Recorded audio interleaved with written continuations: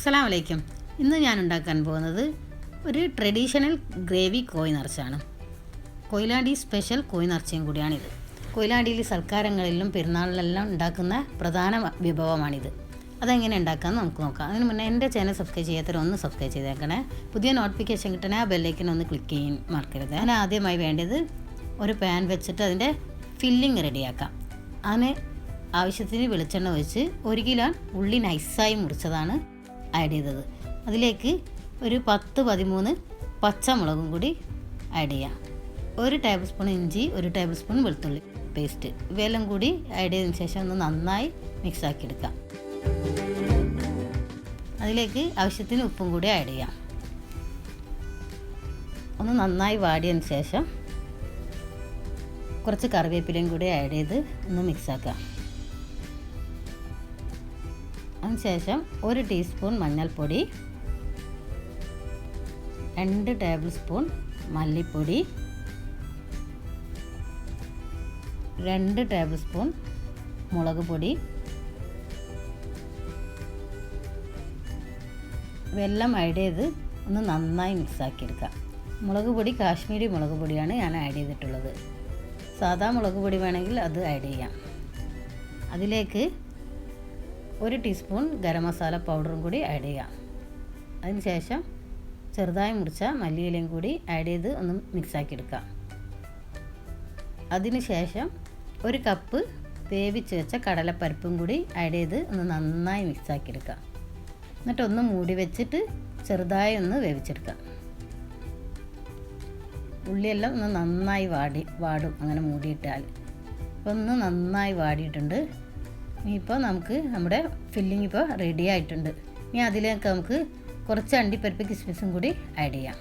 കുറച്ച് ഗീ ഒഴിച്ചിട്ട് ഒരു പാനിൽ കുറച്ച് ഗീ ഒഴിച്ചതിന് ശേഷം കുറച്ച് അണ്ടിപ്പരിപ്പ്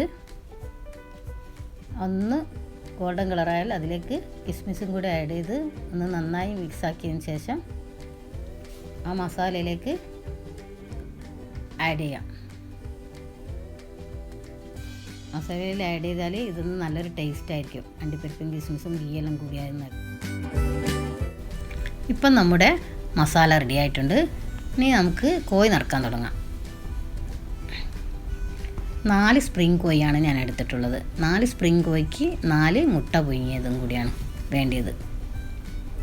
ചെറിയ മുട്ടയാണ് നല്ലത്. ഞാൻ ഇപ്പം വലിയ മുട്ടയാണ് എടുത്തിട്ടുള്ളത്. ഇനി ഓരോരോ കോഴിയും എടുത്തിട്ട് അതിൻ്റെ ബാക്ക് ഭാഗമാണ് ആദ്യം നിറക്കേണ്ടത്. കുറച്ച് മസാല ആഡ് ചെയ്തതിന് ശേഷം അതിലേക്ക് മുട്ടയും കൂടി ആഡ് ചെയ്യാം. കാട മുട്ടായാലും നല്ലതാണ്.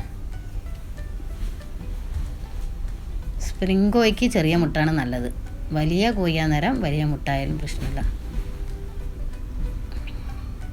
ഇനി ബാക്ക് ഭാഗം നിറച്ചതിന് ശേഷം അതിൻ്റെ കഴുത്തിൻ്റെ ഭാഗവും കൂടി കുറച്ച് ഫില്ലിങ് ആക്കാം.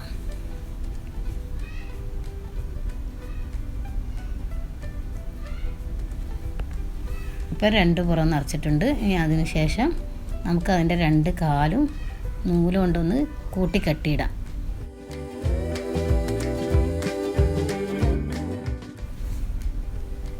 അല്ലെങ്കിൽ ഇങ്ങനെ വിടർന്നു പോകും കൂട്ടിക്കെട്ടിയിട്ടില്ലെങ്കിൽ. ഇപ്പം 4 കോയും ഞാൻ നിറച്ചിട്ടുണ്ട്. ഇനി നമുക്കിത് മസാല പുരട്ടി വെക്കാം. ഇതിൻ്റെ മുകളിൽ ഒരു ഉപ്പും മുളകും മഞ്ഞൾപ്പൊടിയും ഗരം മസാല പൗഡറെല്ലാം കൂടി ആഡ് ചെയ്തിട്ട് നമുക്കിതൊന്ന് പുരട്ടി വെക്കാം.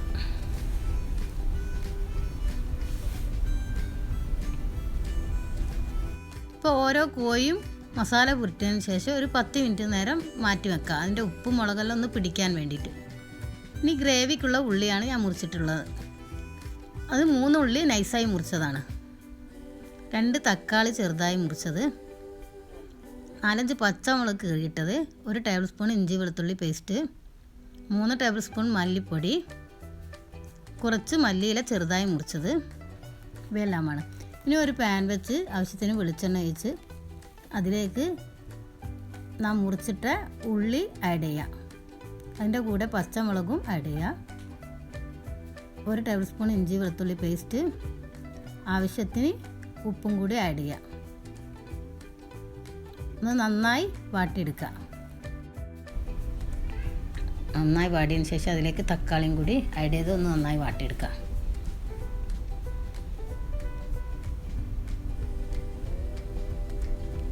ഇനിയിപ്പോൾ അതിലേക്ക് 1/2 ടീസ്പൂൺ മഞ്ഞൾപ്പൊടി, ഒരു 3 ടേബിൾ സ്പൂൺ മല്ലിപ്പൊടി. ഇത് ഗ്രേവിയാണല്ലോ, അപ്പം കുറച്ചും കൂടി മല്ലിപ്പൊടി നല്ലതാണ്. 3 ടേബിൾ സ്പൂൺ മല്ലിപ്പൊടിയും കൂടി ഇട്ട് നന്നായി മിക്സാക്കിയതിന് ശേഷം 1 ടീസ്പൂൺ ഗരം മസാല പൗഡറും കൂടി ആഡ് ചെയ്യാം. ഒന്ന് നന്നായി മിക്സാക്കിയതിന് ശേഷം അതിലേക്ക് വെള്ളം കൂടി ഒഴിക്കാം. അത് വേവാനുള്ള വെള്ളം കൂടി ഒഴിക്കാം.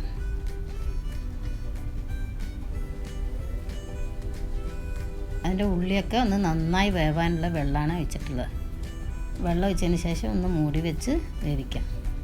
ഇപ്പം മൂടി തുറന്ന് ഉള്ളിയൊക്കെ കുറച്ച് വെന്തിട്ടുണ്ട്. ഇനി ഇതിലേക്ക് നമുക്ക് കോഴി നിറച്ചത് ആഡ് ചെയ്യാം.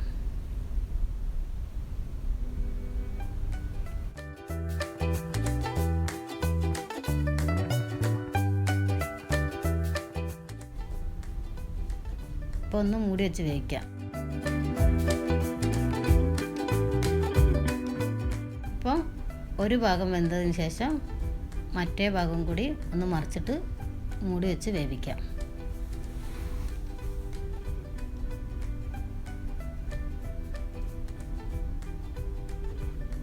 ഇപ്പോൾ 2 ഭാഗവും വെന്തിട്ടുണ്ട്. ഇനി ഇതൊന്ന് തിക്കായതിന് ശേഷം ഇതിലേക്ക് നമുക്ക് ഫില്ലിങ്ങിന് എടുത്ത ബാക്കി ഭാഗമുണ്ട്. അപ്പോൾ ആ ഫില്ലിങ് കോഴി നിറച്ചതിൻ്റെ ഫില്ലിങ്ങിൻ്റെ ബാക്കി ആദ്യം മാറ്റി വെക്കണം. ആ മാറ്റി വെച്ച ഫില്ലിങ്ങും കൂടി ആഡ് ചെയ്യാം. എന്നാൽ ഗ്രേവിക്ക് നല്ല തിക്കുണ്ടാവും. ഇനി ഇതിലേക്ക് മല്ലിയിലയും കൂടി ആഡ് ചെയ്തതിന് ശേഷം ഒന്ന് വറ്റിച്ചെടുക്കാം. ഇപ്പം നമ്മുടെ കോഴി നിറച്ച റെഡി ആയിട്ടുണ്ട്. ഇനി ഇതൊന്ന് സെർവിങ് ഡിഷിലേക്ക് മാറ്റാം. ഇപ്പം നമ്മുടെ വളരെ ടേസ്റ്റി ആയിട്ടുള്ള കോഴി നിറച്ച റെഡി ആയിട്ടുണ്ട്. പെരുന്നാളിനും പാർട്ടികളിലെല്ലാം വിളമ്പാൻ പറ്റിയ ഒരു വിഭവമാണ് ഈ കോഴി നിറച്ചത്. ഉമ്മയുടെ സ്പെഷ്യൽ റെസിപ്പിയും കൂടിയാണ്. തീർച്ചയായും നിങ്ങൾ ഇതൊന്ന് ട്രൈ ചെയ്ത് നോക്കണം. നിങ്ങൾക്ക് ഇഷ്ടമായിട്ടുണ്ടെങ്കിൽ എൻ്റെ ചാനൽ സബ്സ്ക്രൈബ് ചെയ്യാനും ലൈക്ക് ചെയ്യാനും മറക്കരുത്. വീണ്ടും നല്ല നല്ല വിഭവമായി നമുക്ക് ഇൻഷാ അല്ലാഹ് കാണാം. താങ്ക്